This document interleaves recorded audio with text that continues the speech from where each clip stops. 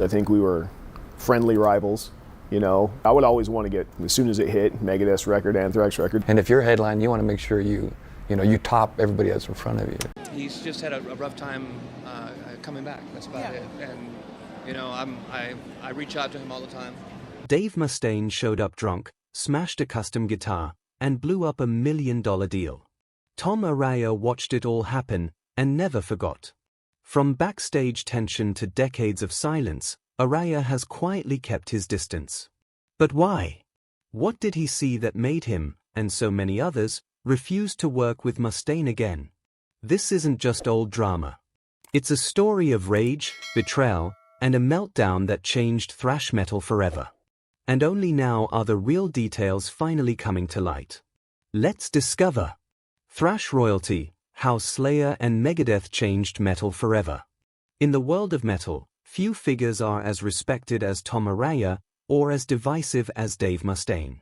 One helped build Slayer, a band whose music has been described as pure controlled chaos. The other, after being kicked out of Metallica, turned rejection into rage and founded Megadeth, a band built to be faster, louder, and more technical than anything else on the scene. But what happens when these two worlds collide? Why did so many rockers, Araya included, choose to distance themselves from Mustaine? And what exactly happened that made even some of metal's most intense personalities say, "I'm not working with that guy"? Slayer began in Huntington Park, California, in 1981. It wasn't a band built in garages for fun. It was born in a scene filled with raw energy, distortion, and the kind of sound that parents hated and teenagers worshipped. At the core of Slayer's identity was Tom Araya. He was more than the front man, he was the calm eye at the center of a violent sonic storm. As the band's bassist and vocalist, Araya brought a thunderous presence to the stage.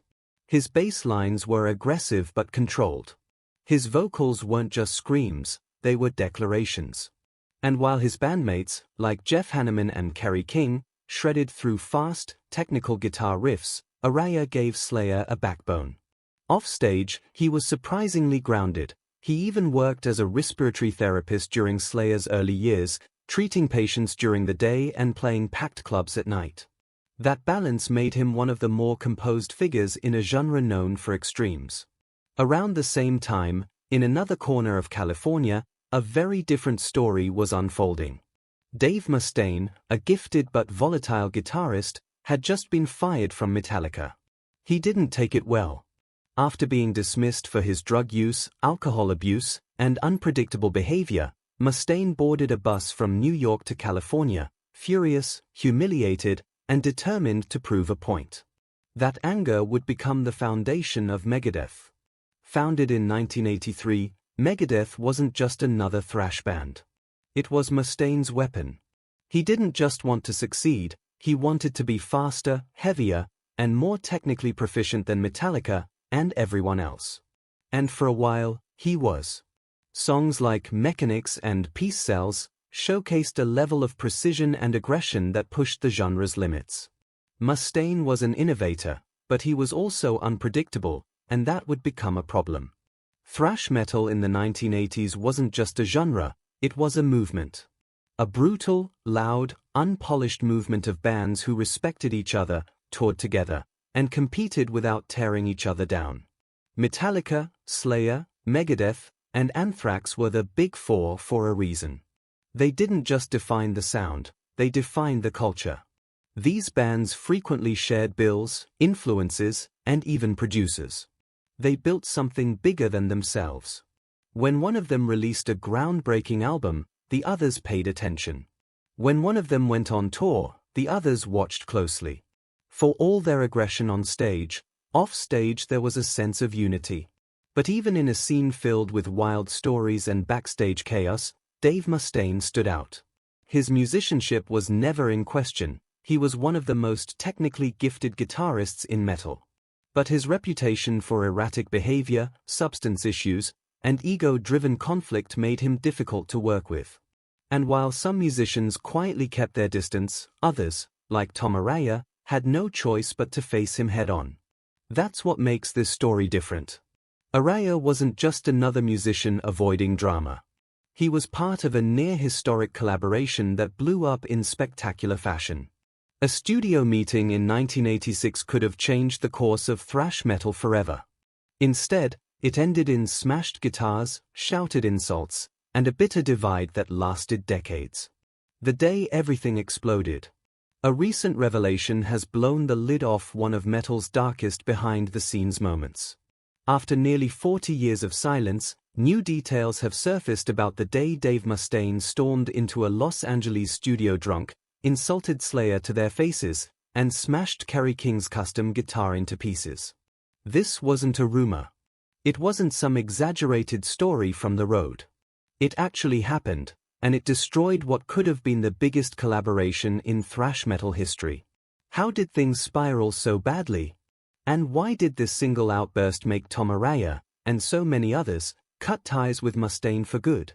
In the final months of 1986, executives at Combat Records and Def Jam Recordings, the labels behind Megadeth and Slayer, had started putting together an idea that seemed almost too good to be true: a split EP and co-headlining tour featuring both bands. These weren't just two acts from the same scene. Slayer and Megadeth were at the forefront of a sound that was changing everything. Slayer's Rain in Blood, produced by Rick Rubin and released just weeks earlier, had sent shockwaves through the industry with its sheer speed and brutality. At the same time, Megadeth had dropped Peace Sells, But Who's Buying?, an album that showcased Mustaine's technical genius and sardonic songwriting. Both bands were peaking. Both had loyal and growing fan bases. A joint project seemed inevitable, and it would have been a major commercial win, too. This wasn't just a creative idea, it was a business decision with serious backing. Labels had already arranged a meeting at a Los Angeles studio. On paper, the meeting was a formality: get the band members in one room, iron out some logistics, maybe get them to agree on which tracks would go where on the EP. Everyone expected a quick discussion, maybe a few minor creative clashes, and a handshake at the end. What they got instead was chaos. Slayer's lineup arrived at the studio as scheduled. Tom Araya, Kerry King, Jeff Hanneman, and Dave Lombardo were all there on time, along with label representatives and engineers. Even David Ellefson, Megadeth's bassist and co-founder, showed up promptly, apologetically explaining that Mustaine was running a little late but on his way. That was around 1 o'clock in the afternoon. As the minutes turned to hours, frustration started building. No one knew exactly where Mustaine was, and his phone was either off or going unanswered. Studio time isn't cheap, and it was quickly being wasted. Finally, sometime after 4 o'clock, 3 hours late, Dave Mustaine stumbled through the door.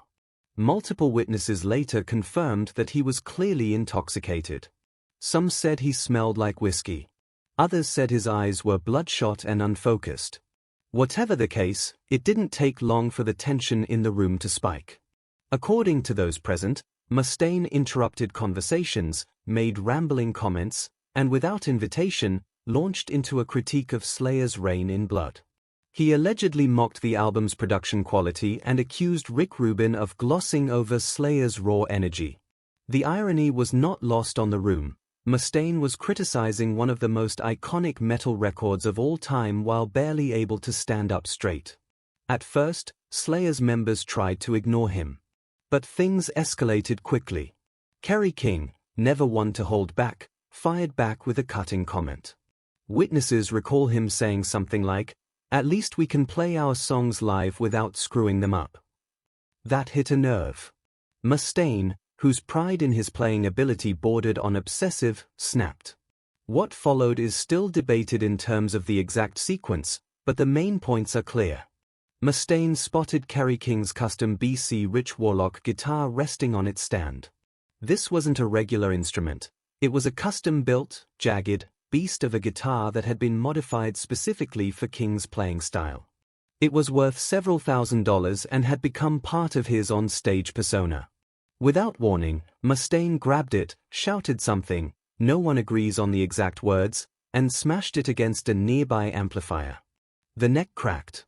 The body splintered. Pieces of the guitar scattered across the studio floor. For a moment, the room fell dead silent. The only sounds were the soft thuds of the broken guitar hitting the floor. And then everything exploded. Kerry King lunged at Mustaine, but Dave Lombardo and Jeff Hanneman stepped in to hold him back.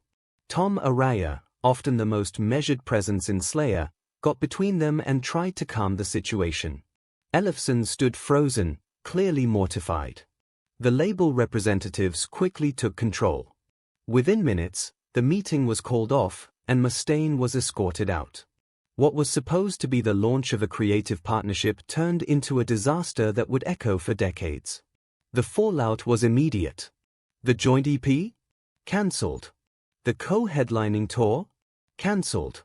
Any future collaboration between Slayer and Megadeth was off the table.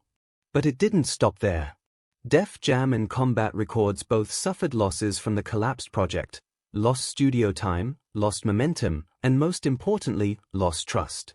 Industry insiders later estimated that the failed collaboration cost somewhere between $2 and $3 million in potential revenue, massive for the 1980s metal scene.